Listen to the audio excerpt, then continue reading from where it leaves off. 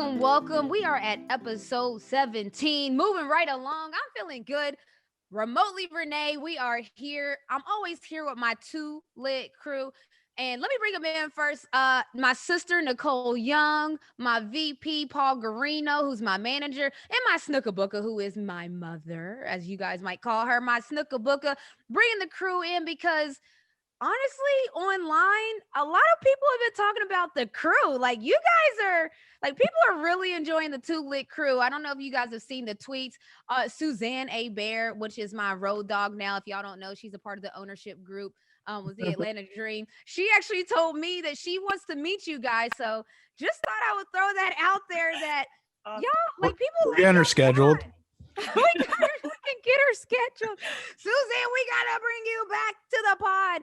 Shouts to all of Suzanne's family too, that family and friends and crew that watch the pod. Like, we love to see it. We love it. Thank you guys. We love it. We love it. We love it.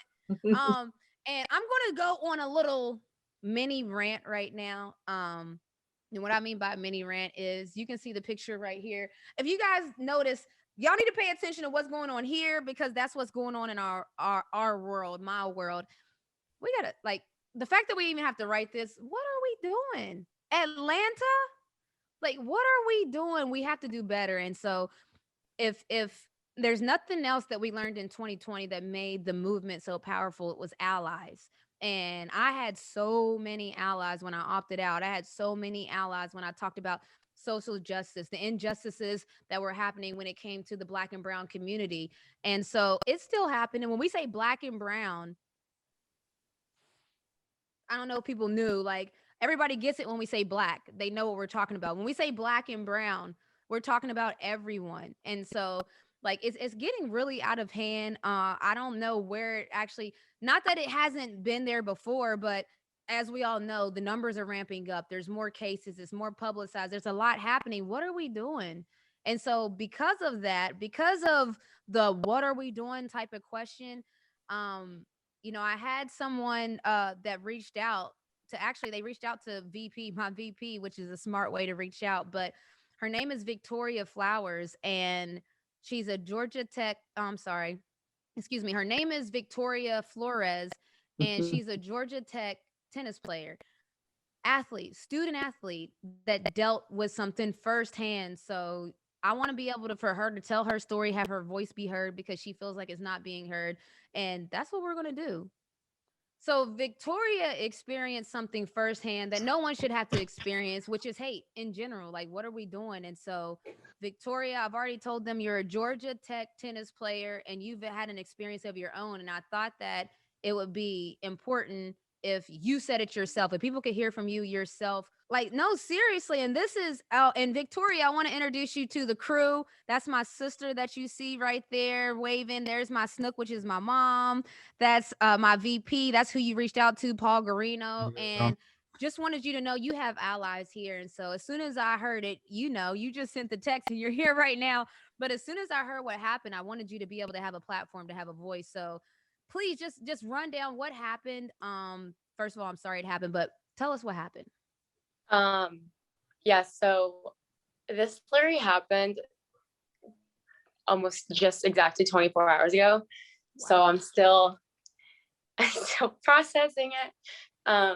And there's a lot of emotions involved, but the irony is I literally walked out of Sweet Hut, which is an Asian bakery in Atlanta in Midtown, and I had boba in my hand. I was about to cross the street and the walk signal came on. So I looked at the cars and I noticed they weren't moving. So I started walking and I noticed this car started to just go when I got to the middle of the street.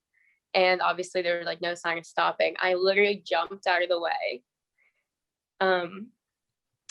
So she wouldn't hit me.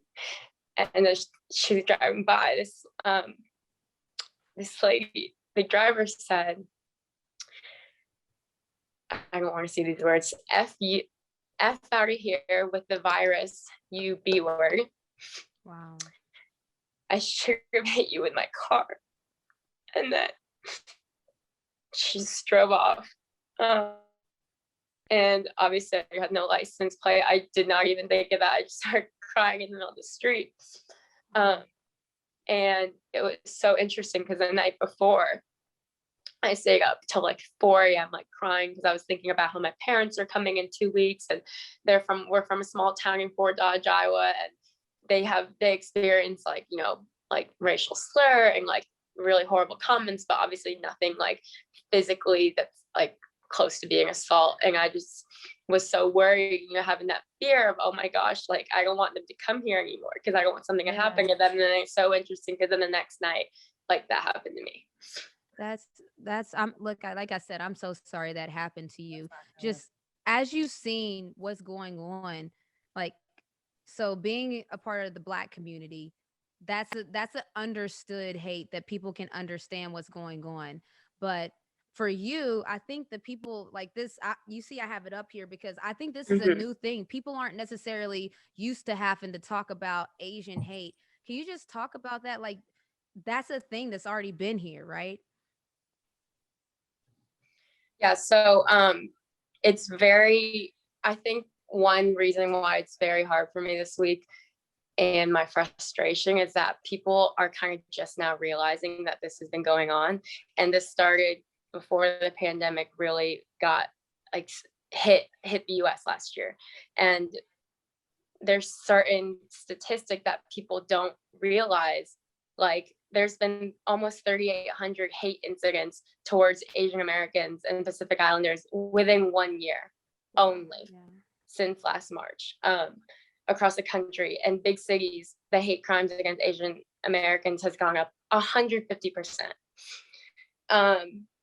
And it's been going on, but a really big part of like Asian culture and like, you know, stereotypes, especially for women who are 68% of the time targeted in these hate crimes are, you know, we're taught and grew up to be, you know, non-confrontational.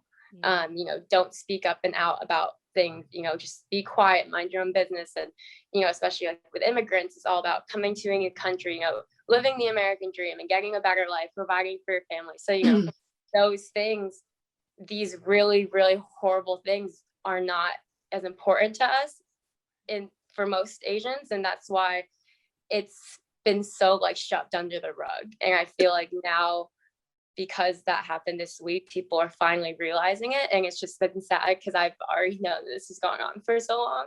Yeah.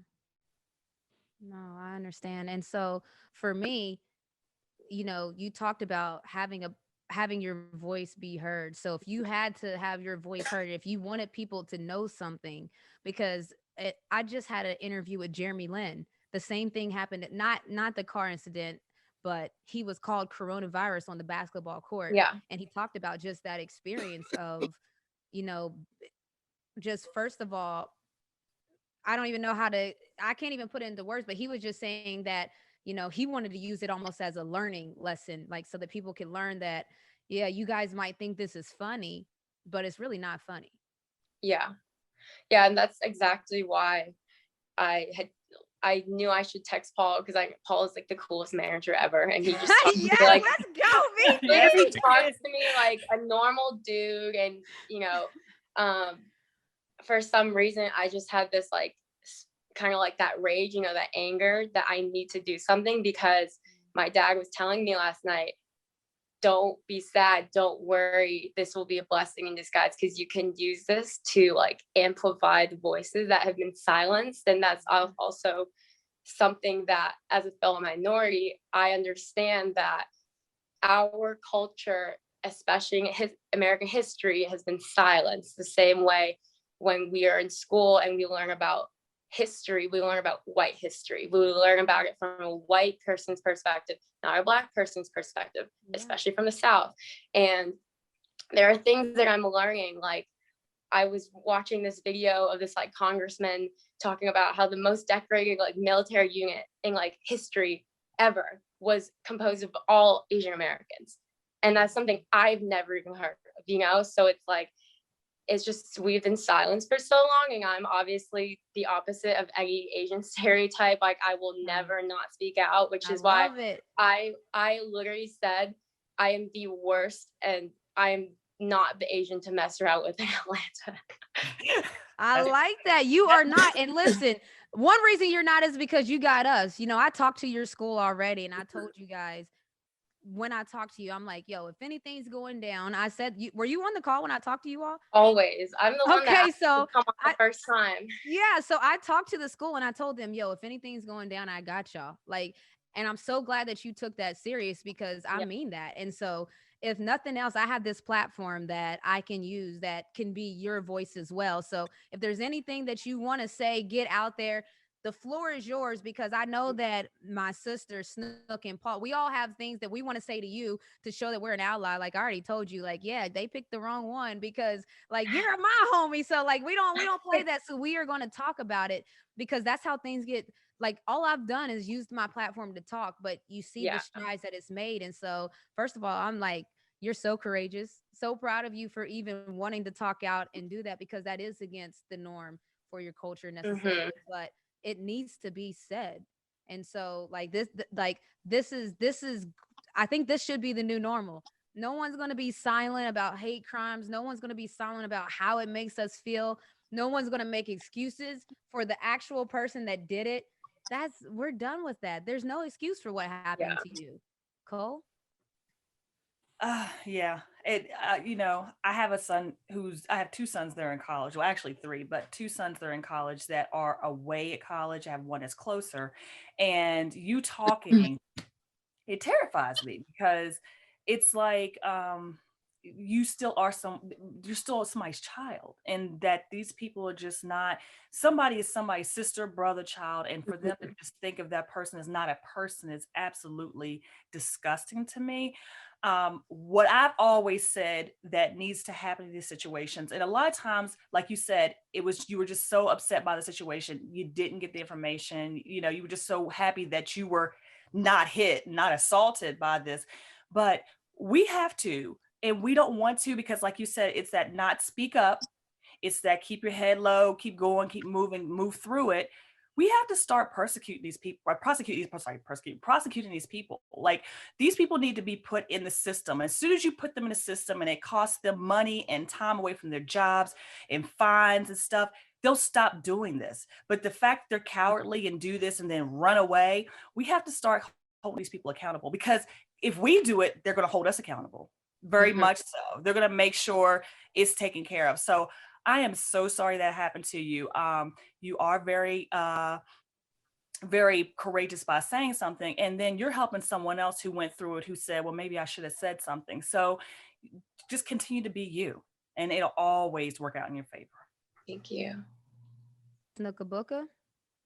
Okay.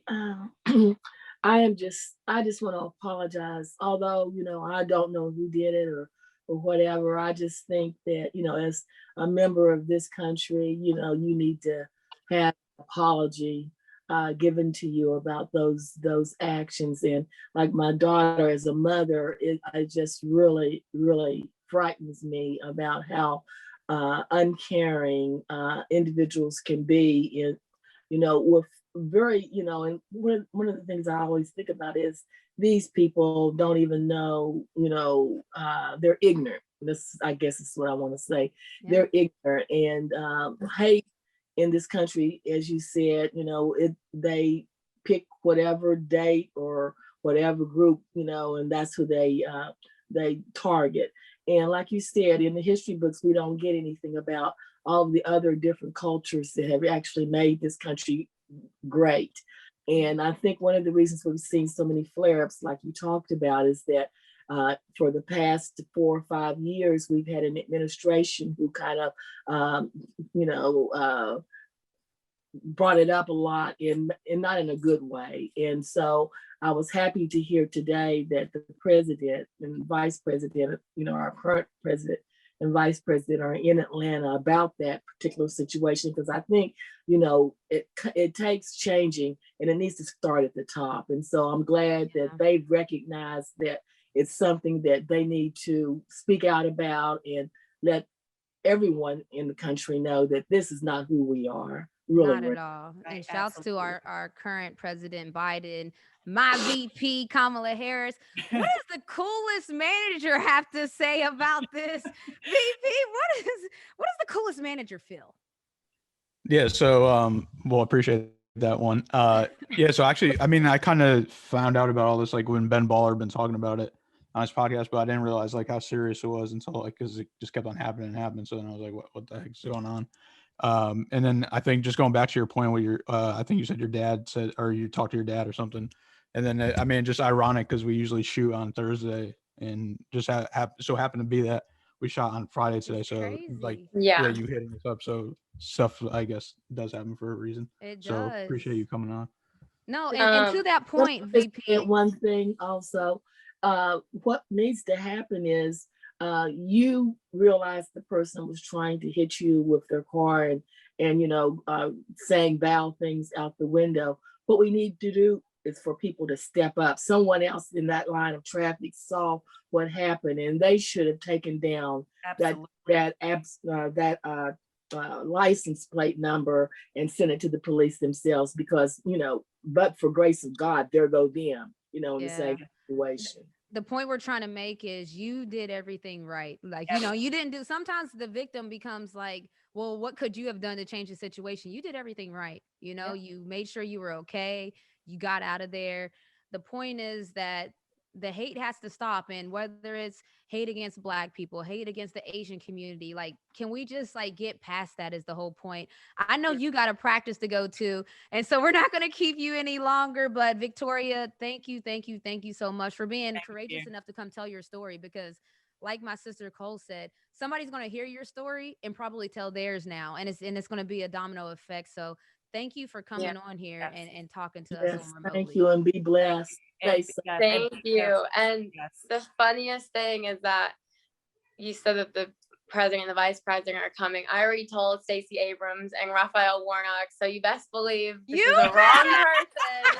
There you the wrong person to come at.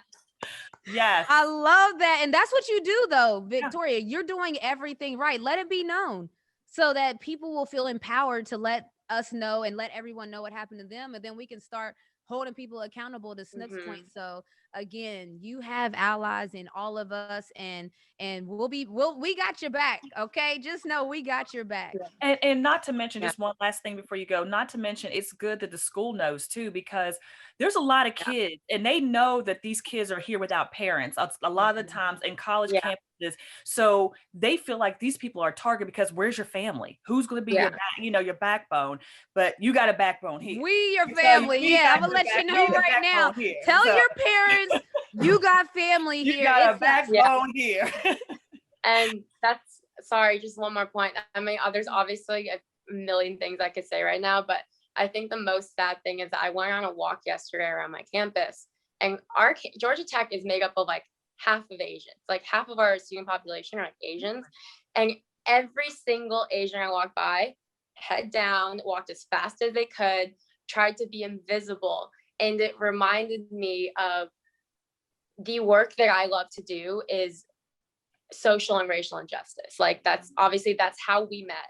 And the way that I had felt last year when, I told you that my ex-boyfriend and my coaches and my friends, all who are Black in my community, my mentors, they were feeling that way. And I didn't understand that kind of pain or hurt before, which that led me to, forming the Racism and Prejudice Awareness Group and, being diversity and doing all these different initiatives, right? Yeah. And that's like the kind of support that I'm, I wish and I hope that we would get the same way that like, I know that all minorities feel this way. Like I understand exactly. I've had instances of, prejudice and, like implicit biases and like certain situations where I knew it was because of my race and how I looked, but now that was a point that I literally almost physically got hurt, that I understand. I don't even want to walk out of the door sometimes because I'm like, well, they're going to see me. They know I'm Asian. They hate me already.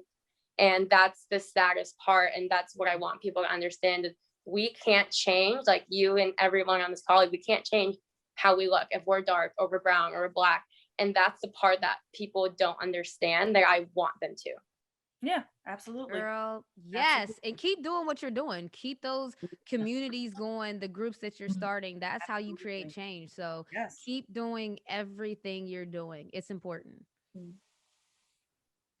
Good luck in Yeah, I practice, have practice. Victoria. Okay, listen. Good luck. I know how that is, and I don't want you late. That's why I'm always like, I don't want you late for practice.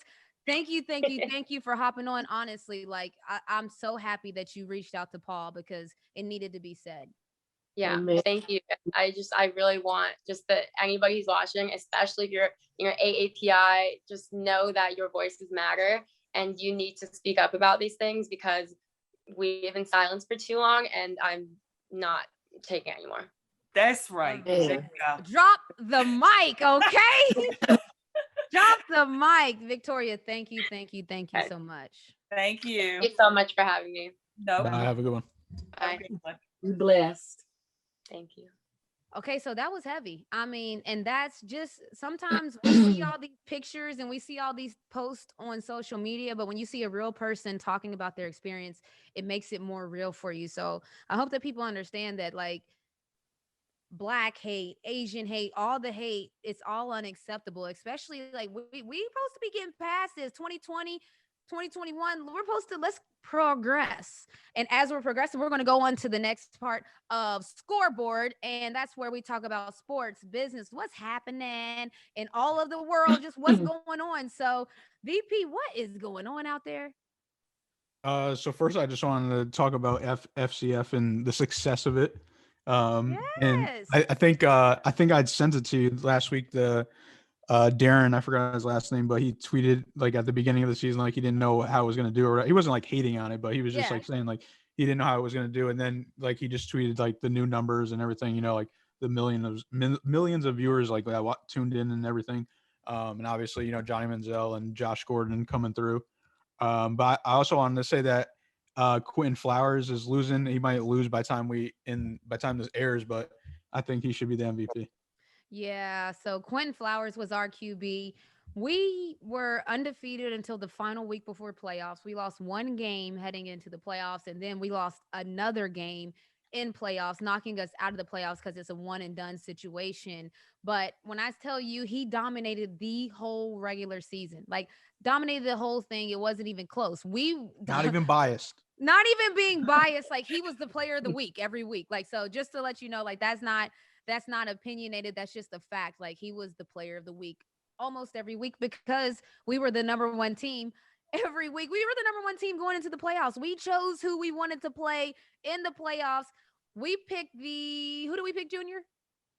He's whispering like we picked the Glacier Boys and the Glacier Boys beat us. Quentin, speaking of Quentin too, he actually got hurt in the final game of the season, which I think he wasn't 100% in the full game, but we're not gonna make excuses. Like we lost, like, and I had to get on Twitter and take my L like a woman, and boy, did people give it to me. I mean, they let me have it.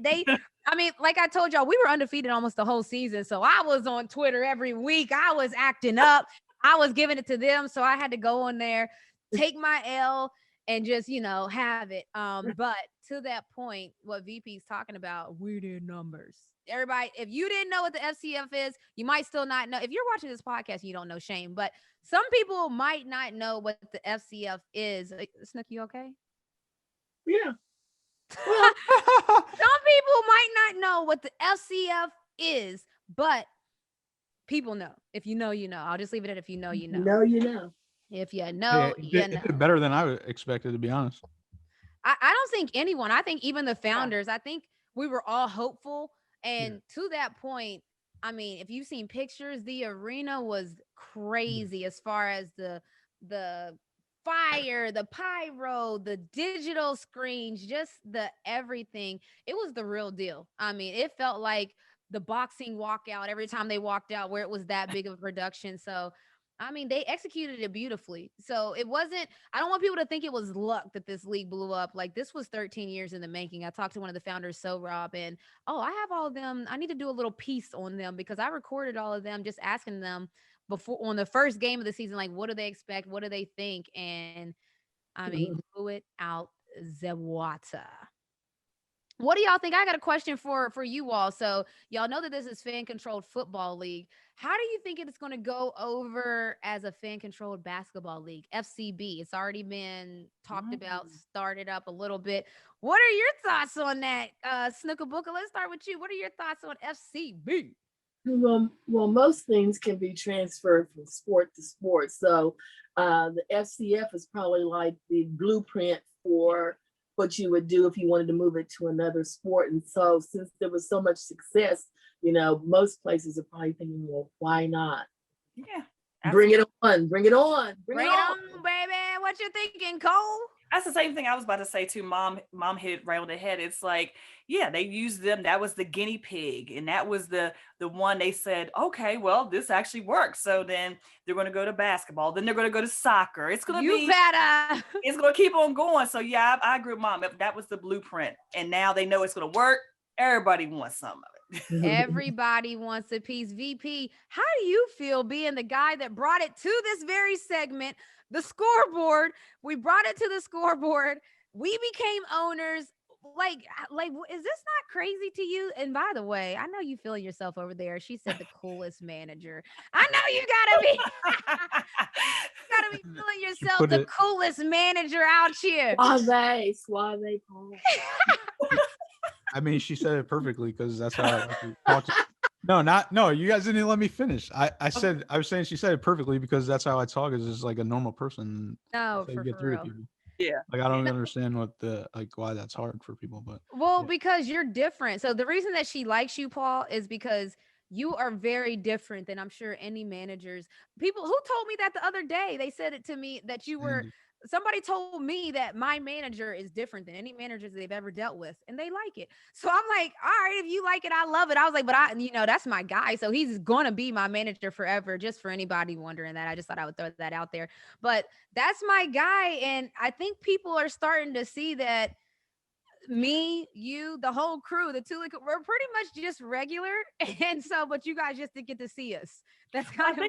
I think because Paul has I'm not saying that all age, all of the people like that, but Paul has a very inviting, like, he listens and he'll talk back, whereas some people, you could tell they're agenda driven when they talk to you.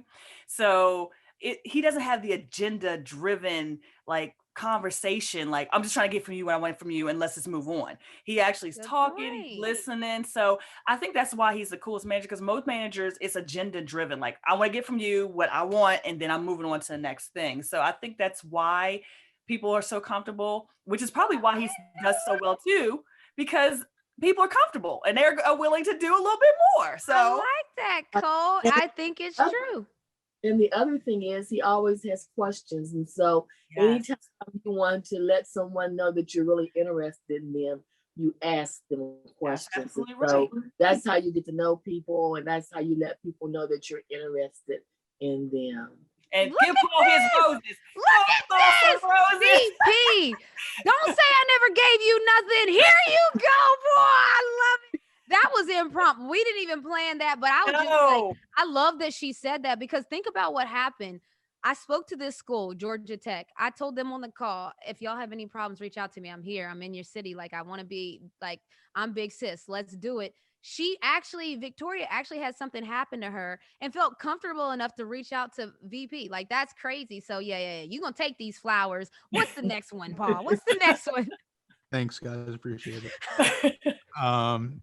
So going back again to athlete ownership, LeBron purchased part of the Red Sox, and Maverick Carter did with him. And he also, the big week for him, because the official deal with Pepsi went through, and now he's the face of the new Mountain Dew energy drink. Oh, wow. LeBron James. I'm just saying, the man is winning. And I hope that people don't think that, oh, of course, because he's a great basketball player, of course. There's a lot of great basketball players out there that don't have half the amount of money in endorsements, half the amount of money in business endeavors that he created on his own. Like, he's making moves. And the only reason I say that is because people like to just like blow by stuff. Like, of course, it's LeBron. No, but it's a big deal. It's a big deal. Let me just add. Okay, Mom. Go ahead, Mom. You probably saying the same thing I'm going to say. Okay, and let me just add, he's a humanitarian. He's doing things in his community and giving back. A lot of people are more, it's me, me, me. You know, this is the me world now. You know, everything is me. And you know, LeBron likes to say, you know, and to his horn, but look what he does for the community. You cannot play that short. What he has done is remarkable in his hometown. It's just remarkable. I And promise kudos- Academy.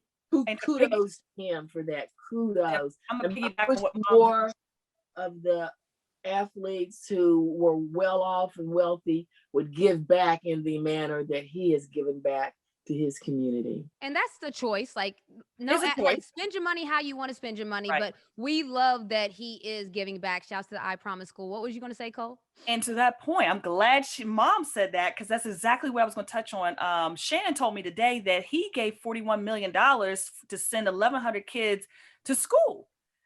Wow. I mean, college, so what was it? Colleges, right?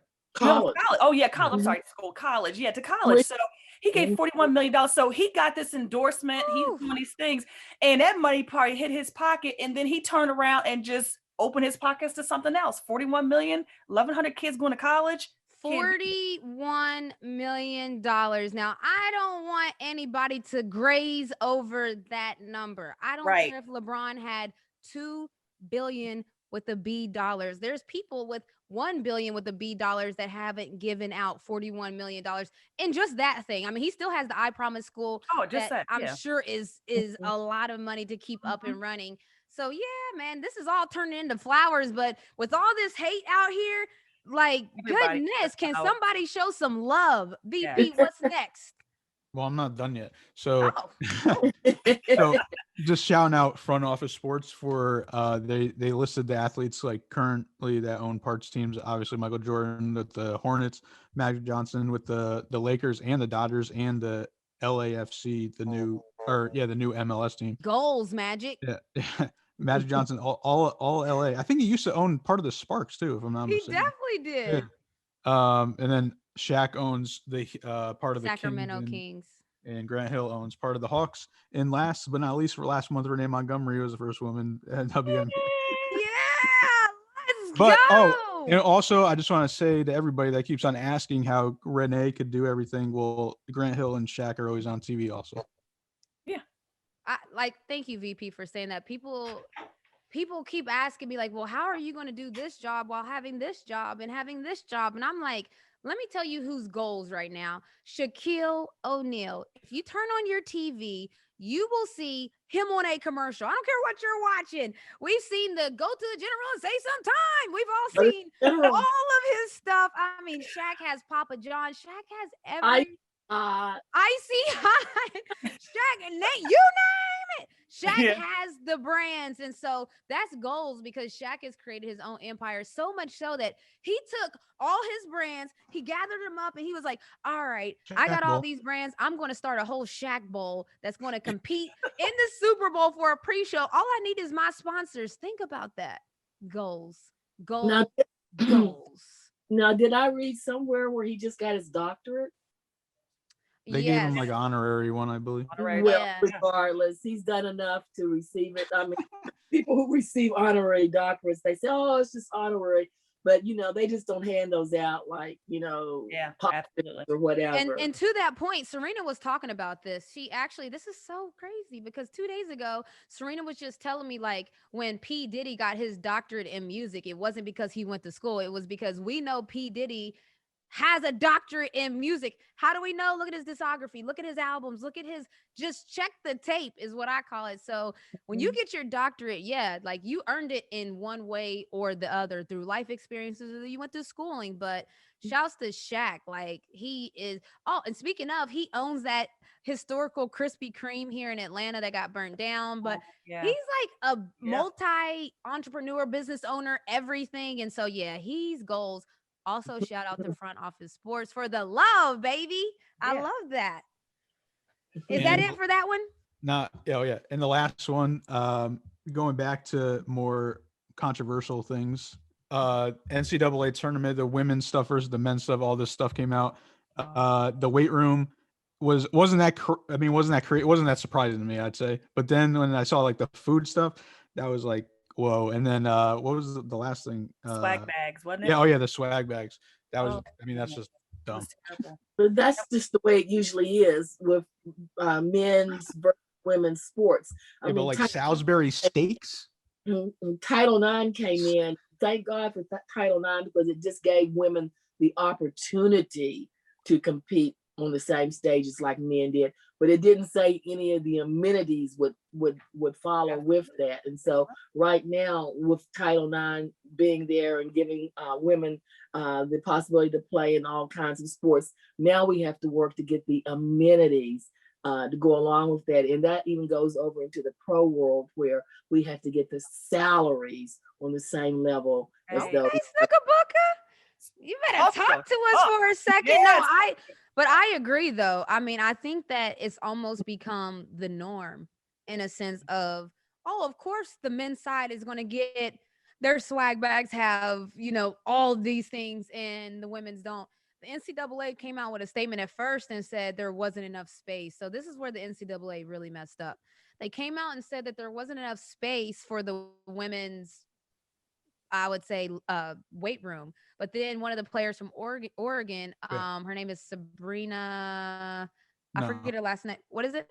I don't know. I just know it was. I don't Oregon. know it. I have it right here. I want to make sure. It's what is it? No, not Sabrina no. Ionescu, but Sabrina Ionescu did post it on her page, but Sedona Prince. I'm sorry. Sedona Prince is the one that basically made a video that showed the remaining area that was empty on the women's side, that all kinds of weights could have been in there. You could have put a whole gym in there if you wanted to. That's how much space there was. So then after Sedona wrote that and put that on social media, NCAA came back out with another statement that said, yeah, we dropped the ball and it won't happen again. To me, and this is just how I am, and like, yes, I'm mad. Of course I'm mad. Like, that's not okay.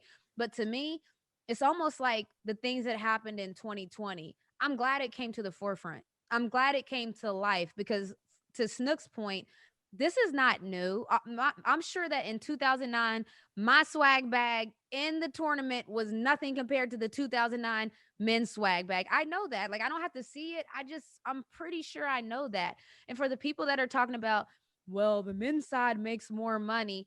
Welcome to Title IX, people. That's not what this is about. This is about, if you are the NCAA, you are putting on one tournament that's on the men's side, and you are the NCAA, and you're putting on another tournament that's on the women's side. There needs to be some parity. There needs to be some type of similar things. For instance, if you get a sponsor, like, I don't know how it works, but if you get a sponsor that's going to sponsor the men, and that sponsor doesn't want to sponsor the women, do you really want them to be your sponsor? I'm just saying, moving forward, if somebody is not in tune with, yeah, of course, we want to highlight both platforms and we want our swag to be in the bags of these athletes. If they don't want to be in the women's bag, but they want to be in the men's bag, maybe NCAA, maybe we should think about those type of vendors. I think Adam Silver brought it up throughout all these things that were happening in 2020, when he started to saying, we're going to start aligning our brand with other companies that believe the same things that our brand believes in. And so I think that's where it starts. I don't think that we can no longer be a part of brand. And look, this is almost giving the NCAA an out, and I'm not trying to do that, but I'm saying, if there is a problem with, if there was only a male product, which I don't really know any products that are for men that aren't for women. I do know products that are for women and that aren't for men, but if it was one of those products, I would even say, like if it was Tampax, I can understand why they're not a sponsor of the NCAA men's tournament. Okay. Yeah, right.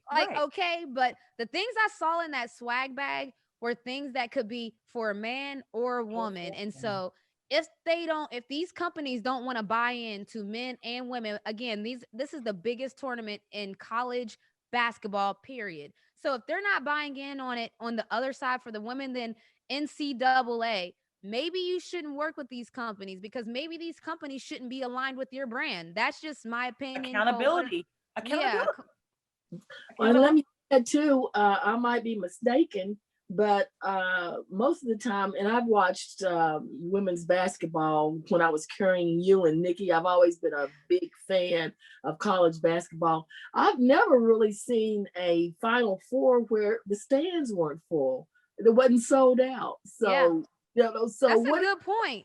I mean, they're sold out. You can't get tickets to them. So you can't say at that particular point in time that, the men are having more fans or whatever. Maybe you're getting a smaller arena for the women's game than you are the men's. And to that point, before the season even started, they broke down the numbers of who would be the most profitable athlete in college.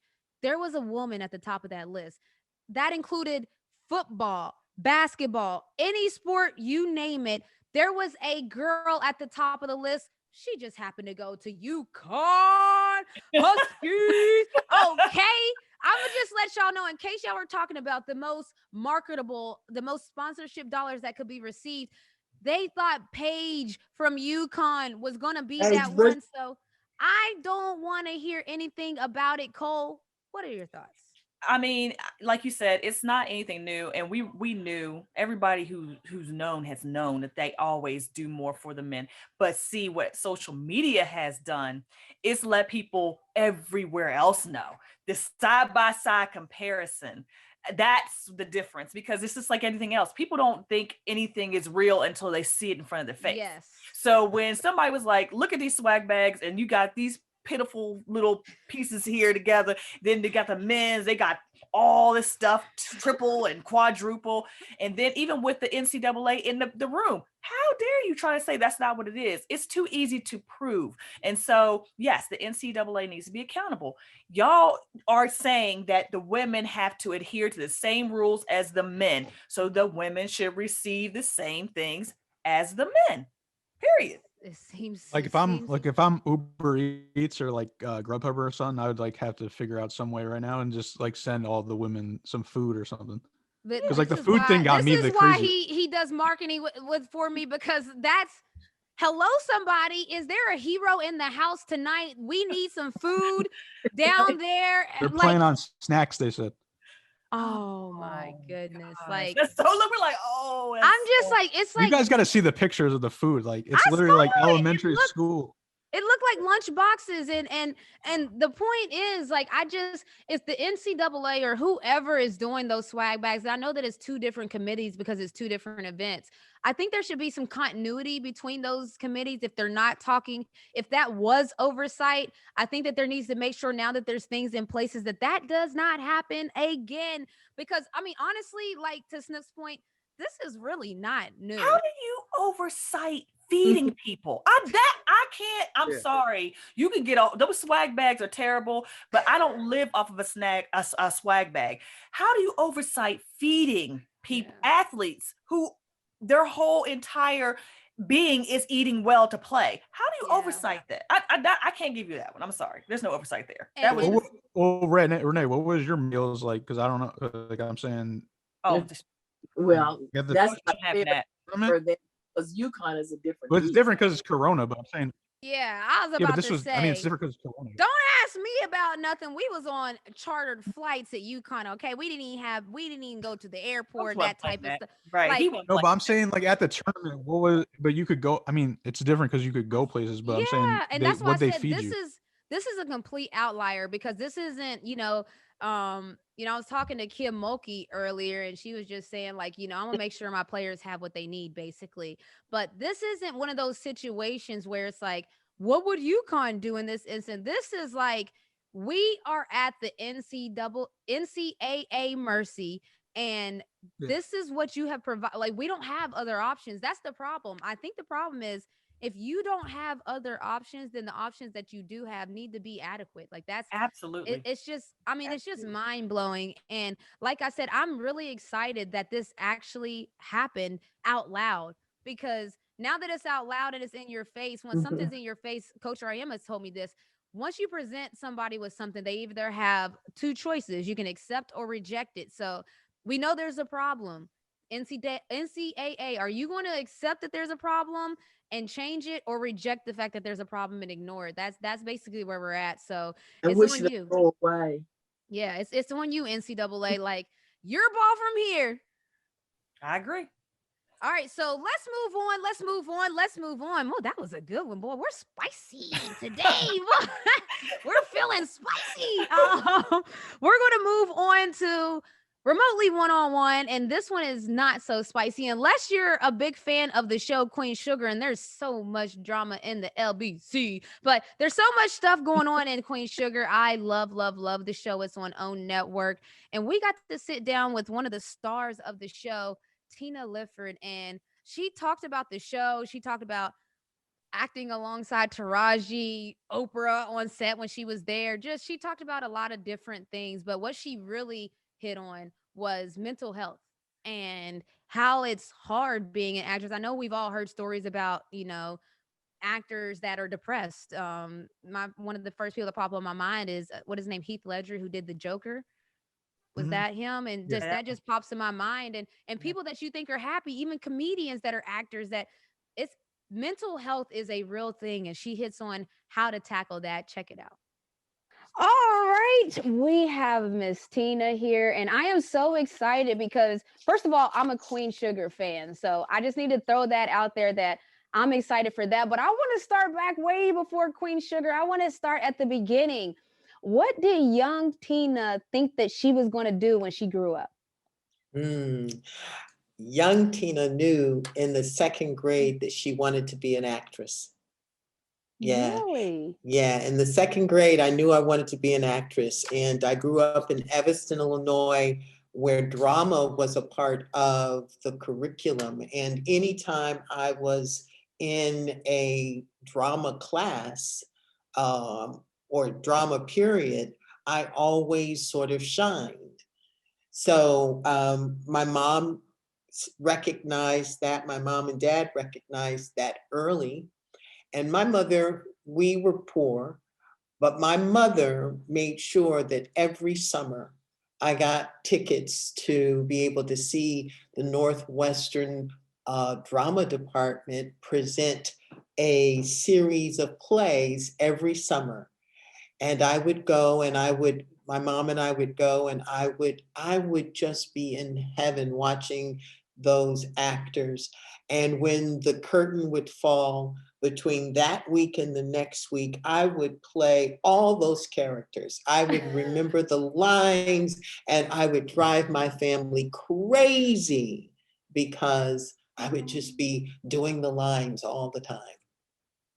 I love that. So you knew at a young age, basically your calling. And so everything after that was to move forward towards that. Let's just fast forward to when you get one of your first projects or one of your first look. And let me just say, throughout your career, you've done a lot. Touched by an Angel, Star Trek, Any Day Now, NYPD. But what was it like to get that first yes? That first yes of a dream that you've been dreaming since you knew it too. Well, yeah, it's interesting because if I'm going to tell the journey like a storyteller, then I need to say that in the 5th grade, I was in the school talent show. And the school talent show was happening at 1 or 2 o'clock in the afternoon. At 10 o'clock in the morning, I'm in gym class and I get the roster that tells us what the performance order is. And I look down at that roster and see that my name is the first up.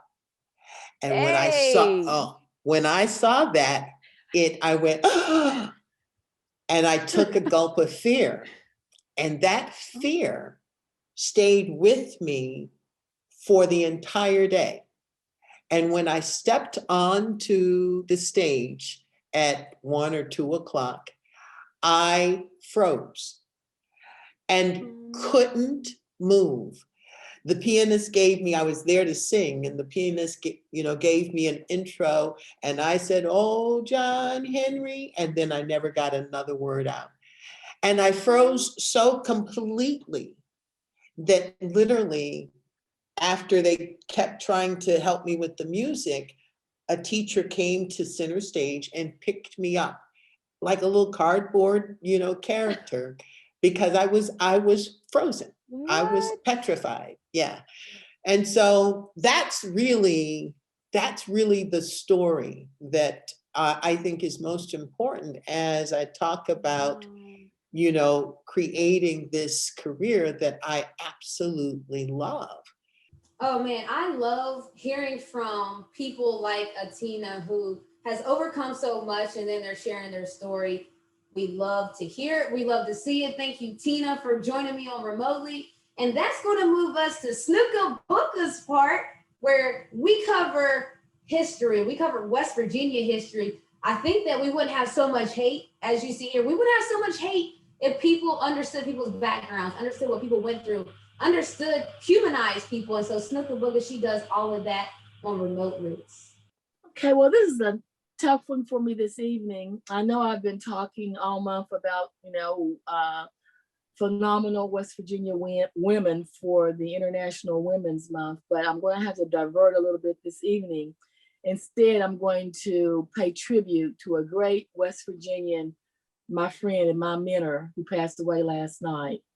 He was born on October 2nd, 1949, and as I said, passed away on March 18th. I'm talking about Ivor Sheff, who's 72 years old. They say a friend that you have for over 10 years is really part of your family. So Ivor was both a friend and a mentor. I remember meeting him back in the early 70s at my sister-in-law's house, and the one I talked about last week on Remote Roots, Carolyn. And he began his career selling gold jewelry and fashion items out the back of his trunk of his car. And so if you wanted to buy something for Ivor, he would come to you, open up his trunk, and show you all kinds of nice gold jewelry and unique fashion items. As a matter of fact, I still have some of this beautiful gold jewelry that I bought back in the 70s. Well, later he opened up a boutique in Charleston called Ivor's Trunk, in which he sold some of the most beautiful clothes and jewelry that you could find in Charleston. He would go seasonally on his fashion shopping trips all over the country and pick up items and bring them back to Charleston to sell in his boutique. He always would call me because he always said that he would see things that he thought that would look fabulous on me. He always thought of me, and he would call me and say, "You need to get up here because I picked up some items for you." And also, if I needed something like for a special occasion or whatever, he said, "Well, what do you need? When I go out of town, I'll look it up and find it for you." So he has done that for me for years. A few years ago, and I have some pictures that I'll show, he talked me into doing some modeling for him. He said that his clothes only looked good on tall people. And so Snook hit the runway. She sure did. he wanted me to do that. And so he actually helped me fulfill something that was on my bucket list. When I was in high school and back in the 70s, I was very thin. I was 5'9" and I weighed 79 pounds. And I always wanted to model, but I never got an opportunity. I applied to a modeling school back then in Pittsburgh and got accepted, but my grandparents would not even discuss the matter with me about going to Pittsburgh for modeling. So I didn't get to do that. So after Ivor introduced me to modeling, he had me in modeling shows in downtown Charleston at the Civic Center and all over. So I really appreciated him for that. We often shared stories, and so at one time I had told him that I had lived in Detroit during the 1967 riots that occurred there, and his family was Jewish. He was a Jewish gentleman, and he talked about his grandparents who had a store in the neighborhood, a neighborhood store in one of the communities in Detroit, and they were killed during the riots. And so we always kind of thought about that. And it was very sad to think that, people who his grandparents had been kind to while they were growing up and even extended them credit in their store later would come back and kill them. But at any rate, Ivor was a great person, and our community has lost a wonderful, genuine, kind person. And I've lost a great friend. So Ivor Sheff, we love you. Shouts to Ivor Sheff that allowed my Snooka Booka to walk the runway. I mean, Snooka Booka was strutting. Yes, she did it. Looks so nice. And to that point, yeah, Cole, and to that point, Snooka Booka was like, she's thanking him, but she was one of his top customers. I can tell y'all that right now. Snooker Booker was dropping coins at his shop, but that's a compliment to him as well, that his stuff was on point. His clothing, his stuff, they fit her nice. So rest in peace to Ivan. I know what he meant. Ivor. I'm sorry. Rest in peace to Ivor. I know what he meant. What he meant to you, Snooker Booker. So, obviously our prayers are with the family. Snooker Booker, thank you for your tribute. Sorry to hear we lost a good one in Ivor. And my prayers are with his family. And now we're going to move on to showing some more love. I feel like we showed a lot of love today on this episode, and we're going to show some more. And this time, we're going to have a little bit of company. All right, so now we're going to move on to Remote Roses. And this is where we show love to people, because we talked about it before. There's a lot of hate out there. And so we like to show love a lot on this show. There's not a lot of it happening. And now we've brought in people to show love, to help us show love. And Christina Williams, founder of Girls Sports Talk, but not only that, just a solid day one for the team. And so I had to have Christina on.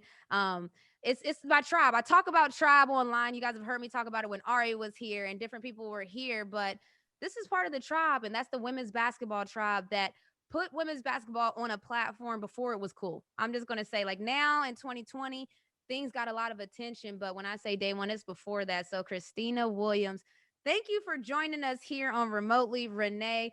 Can you just talk for a second about how did Girls Sports Talk get started? Like, how did you come up with that? Yeah, Girls Talk Sports TV really started back in 2018 when I was trying to get into the sports industry, but no one really would give me a chance. And so instead of waiting for an opportunity to come, I kind of bet it on myself. And really it stemmed from my passion of basketball and journalism. Went to school for journalism, played ball, varsity in high school. And so really just trying to get back to that first love of playing sports, or just amplifying stories and women in sports in general. Because we know the statistics, right? Women's sports only receive 4% of all media coverage, but even further than that, only 12% of those presenting sports are people of color, specifically women. And so just that's how it stemmed, and that's how I started Girls Talk Sports TV. No, and you've been doing exactly that. You've been amplifying. You've been doing so much. Can you just talk about the hurdles you face? Because I don't think people know. I know that there's a saying going around that says, "Believe Black women." Yes. What is that about? Why do we have to say that, Christina? Because people might not have ever heard that. Why do we have to say that? You have to say that because there's just so many different things against us when we try to make a way in these industries, microaggressions that we have to face, access being denied when we try to get into those spaces. And so I think that that's just the key to why it's important to have that representation, especially when we talk about covering a league like the WNBA, where the athletes are 80% Black women. It's important to have Black journalists, Black creators, in that space as well, to help kind of control our own narrative and to kind of take away from that tone deaf journalism that we may see, especially in hard times. We've seen what happened in last year with the rise of the Black Lives Matter movement. Yes. And what you all have done with the Atlanta Dream and helping literally save democracy. Why it's important to have Black voices in those spaces as well. And so so like the things that we face as Black journalists, always the microaggressions, not getting access, but we always find a way to get ourselves in those always. And that's what I love though. No, but that's what I love, because it hasn't been like the red carpet has been rolled out for you, but you're still here. And so to me, that's important. And I like, you're not just here, you're thriving. Can you just talk about what do you have coming up next? Like what's on your plate? Like, talk about what you're doing. I want people to be able to know what's going on in your world. Well, first and foremost, I want to thank you, Renee, because when I first got started, you were literally the first WNBA player that I myself interviewed one-on-one. Yep. And in this past year, I was able to make the Forbes 30 under 30. You better! And you better make the Forbes 30 under 30, girl. You better. Right there. Exactly. Yes. Yeah, I was able to make Forbes 30 under 30. And it's because of players like you who constantly advocate for journalists and creators like me. Definitely. So thank you, Renee. I appreciate it. Of course. And you have had a lot since. I'm just going to toot your own horn. She's had all the big names on her platform now. This, like, I see it. talk. What is the name of it? Just I don't want to mess it up because I want to make sure. What are the talks that you have where you talk to different athletes on your platform? Absolutely. So I have a podcast called Kicking It with Christina that I do in season while the WNBA is happening. And then now, since Clubhouse is like the new popping thing, I started to do Women's Basketball Weekly, and kind of like I'm the voice of the WNBA on Clubhouse. And so I've been able to have. You better. We have not gotten on Clubhouse yet. Paul has been. You have not gotten on Clubhouse yet. Oh, I have not. Paul has been trying to get me on Clubhouse. You're on it, but you're not on it. I have to get on Clubhouse, Renee. So I've been having like just different conversations. I remember when I first got on, I would do morning motivations with Lisa Leslie, WNBA legend. Like what? Nice. Talk about it. Yeah, I've been on stages with Sue Bird, Chinea Gumake. I've had recently Cheyenne Parker, Courtney Williams. Ariel Atkins. Shouts to the Atlanta Dream. Come on. Next week I have Lexi Brown. I've had Natasha Powell. These conversations have made their way from Clubhouse to like national media news. Yeah. So now it's like kind of a thing where people are expecting me to do it. At first, I just started the conversations just because I saw that it wasn't there, and like I cover women's basketball, so I just wanted to start it. But now I'm like, all right, I got to keep this thing going. Keep this thing going. And it's turned into like these national kind of conversations now. Journalists come in and they actually cover it. So it's super funny how much it's taking off. We love to see it. And to that point, I know so Paul, my VP, has been trying to get me on Clubhouse. Let me tell you what happened last night to everybody. I had a whole tantrum because I go on Instagram and I didn't realize I hadn't been on Instagram in 2 days. Like, things have been really busy over here, but I hadn't realized I hadn't been on Instagram in 2 days, and I missed all kinds of mentions. I threw a tantrum to Paul, and I told him, like, you gotta remind me to get on Instagram. So that's why I'm hesitant about Clubhouse, just because I want to be able to keep up. Twitter's my baby, by the way. I've realized that I have a favorite app, and it is Twitter. It's my newspaper, so I go on there. I go see what Christina talking about, what everybody's talking about, because it's like how I catch up on what's happening. Like, so I'm like trying Clubhouse. I'm trying, but Christina, you keep killing it on Clubhouse and everything else that you're doing, because it's not just that, but I see you working. Like, I'm just saying, like, I see you moving, and we love to see it. Okay. Thank you so much. I appreciate the support. It means a lot. Okay, so now we're going to bring our boards out, Christina, and this is a serious thing we do, okay? I'm on the board? Oh, wow. Oh, yeah, this is the real, like, this is every week we have a competition where we try to guess the roses. VP is building a dynasty over there at 4. No one cares. Snook has 2. I have 2. Cole has 1. Hey. You better rep your 1. I actually have 3. Oh, she's still fighting Papa. Oh. No. That one didn't count. No. But Christina Williams is going to lead the roses today. And she's going to start with hint number 1. And if people don't know, for roses, the hint basically is how you show love. So they tell us something that's popping, 1 hint. What else are they doing that's popping? And that's how we do remote roses. So Christina, let's get it. This one might be a little easy because I had a harder one, but I wanted to switch. And so here we go. Oh, Lord. If it's too easy, Paul will get it. All right, never mind. I'll go with the hard one. How about we go with both? We'll go. Okay, both. That's fine. Okay. This is a 2 for 1. Okay, so wait. Let me just check beforehand because I'm competitive. No, there's 2 points available tonight. Okay. Oh.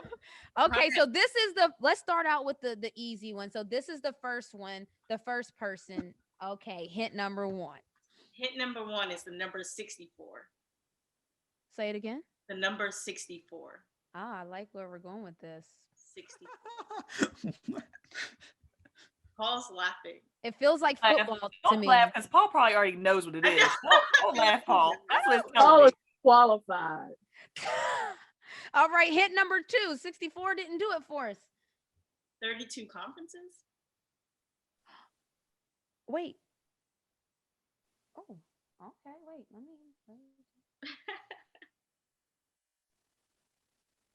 HBCUs. Oh, I forgot to write it. I can't read that. Put it a little closer.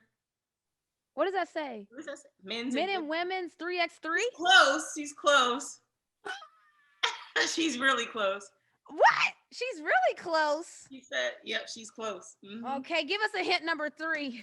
Oh, Yes. Wait, she got it. What was it? Are you kidding me? March Madness? Oh man, I am so bad at this game. I wanted to give roses to the women's basketball Yes. in light of the situation that has happened. No, you know what, Christina? That is right on time because before you got here, we just went on had a whole rant about that. So I ain't even gonna lie. That was right on time. That's I got a rep because I cover women's basketball, so I wanted to give. That was a good one. That was a good one. Yeah. No, I like that, and like we literally just talked about it. So Snooka Booka has moved to 3 points. Like that's how you speak stuff into existence, Snooka Booka. I'm so bad at this game. It's so terrible that I'm just bad at this game. Because that one was the one that was up for grabs for everybody. Yeah, that really was. All right. Well, I guess let me hear your other things that you were going to say about the women's tournament, just so we can show the women's tournament love. Wait a minute. Is this only about the women's tournament? Which one? My roses? Yeah. My second. No, the first one. The one we just did. The one first one, yes, definitely. It was only about the women's. Oh, wait. Let me put it. Snooka Booka, I think her board said men and women's b-ball tournament, if I'm correct. Oh, no. Let me see it. I'll check the tape. She changed it. I'll check the tape. I'm gonna check the tape. I realized that I think I saw Snook say men and women's. If it does say that, and when we check the tape, I'm taking my point back. This is just a women's tournament. No. I'm taking my point back. Or. Huh? We won't talk about it. That's why I said she had the answer. Okay, she said that's her Snook. She had the answer. Okay, we're gonna. Doggone it. What's the other 3 hints? I don't know about that one. The other 3 hints were kind of hard, just the way that I thought about how to represent the women. But let's represent. No matter the inequities and inequalities, they always find a way to persevere through adversity. I don't know. I wish I had a foghorn. I mean, they are doing it. They are doing it right now. Love it. I love it. Okay, let's. Oh, are there other ones actually? How many hints was that? Or show the love that you want to show to the women's tournament? We already, like I told you, we already went. Yeah, I can't wait. But yeah, no, I just want to shout out all of the college players, specifically the women's college basketball players right now in San Antonio. We are here riding for y'all outside of the bubble, making sure that they get things right for you all. So absolutely, that part you better know it. Like I talk about, I call it a tribe now, where we stand 10 toes down around here. So let's go. All right, this is the new one. We're doing 2 roses this week. Yeah, let's do the hard one here. Paul wants to get in on the action. Let's see. All right. So this person played in the Pac-12 conference. She is a Queens native. Wait, stop. Okay. How you gonna say stop?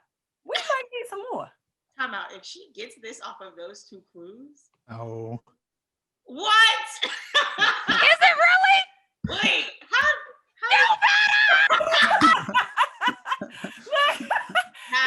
Should give a run. Yes. I feel like I made this too easy for you all. Yeah. No, you did not. Because Mom, was you stumped? Did you get it off the 2, Mom? I didn't get it. Paul, did you get it off the 2? No, I would have got it though. After it wasn't that easy. Believe me, it wasn't that easy. Okay. All right, go ahead. Let's go ahead and show Ross some love right quick. This is wow. Ross Gold on Woody. She's someone who has broken barriers in the sports journalism field. Someone who's become a great friend of mine. I appreciate you and what you're doing for both the men's and women's side of the game, but also how you reach back and you help women like myself and others who are coming up in this industry. So I just want to give you your flowers, Roz, and say we appreciate you and the work that you're doing. Keep killing it. Roz Gold on Woody. You guys beat me in the NCAA tournament. This is all coming full circle right now. Stanford knocked us out of the tournament. I have not forgotten. Don't even mention Stanford. Well, no, we hate people coming. Place two things do not mention. Okay, but to that point, Roz, like we've done stuff since then. Roz, like she's killing it. She's been a host on every show on ESPN that you could imagine. She's been hosting everything. She's killing it. I remember when she was killing it with the Golden State Warriors as the sideline reporter. Like just a professional in every sense of the word. Christina, great choice. Roz, these are for you. Christina, these are for you. Yay! Women that are going to ball out despite the meals, despite the swag bags, despite the weight room. These are for you. Yes. For the coaches that have to get the players focused and keep them not thinking about everything else going on. This is for you. To believing Black women, this is for you. Yes. Yes. This is what we doing around here. Okay?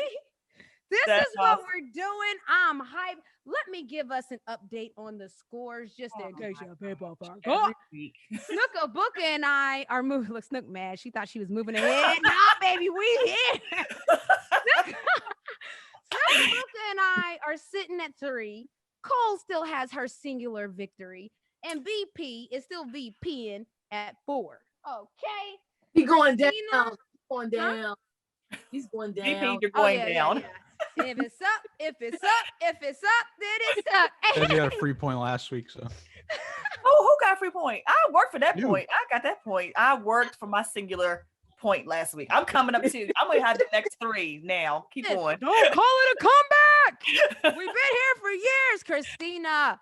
Thank you so much. I love that. I had fun with you today, Christina. Awesome. And thank you for what you do. Honestly, like I said, you guys, like y'all just are about that life. Like that's the only way I can put it. Like it doesn't matter if you get the resources, if they don't, if they want to let you in, if they don't, we here. So thank you for everything you do. Outdoors here in this industry. So I mean, for real though. And I see your shirt point, goddess. We here. You know, I see we here. Okay. So thank you for joining us on Nice Remotely meeting Renee. you. Nice, and congratulations on your 30 for 30. Congratulations. Yes. Thank you. Yeah. Congrats, Renee, on everything. Thank you. Thank Bye, you. Bye, you guys. See you guys. Thank you. See you Bye. later. All right. So that was fun. I got to get a little point. Snook got to get a little point. Moving on up. And we're trying to give you guys a little something. And so every week we talked about it. We're going to give away an NBA Top Shot moment.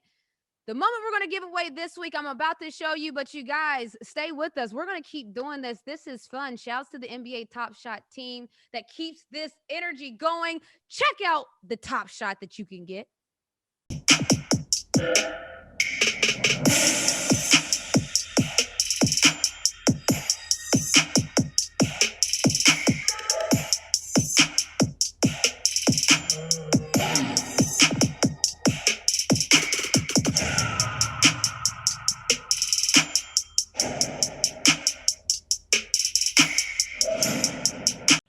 So listen, we're giving away another one next week.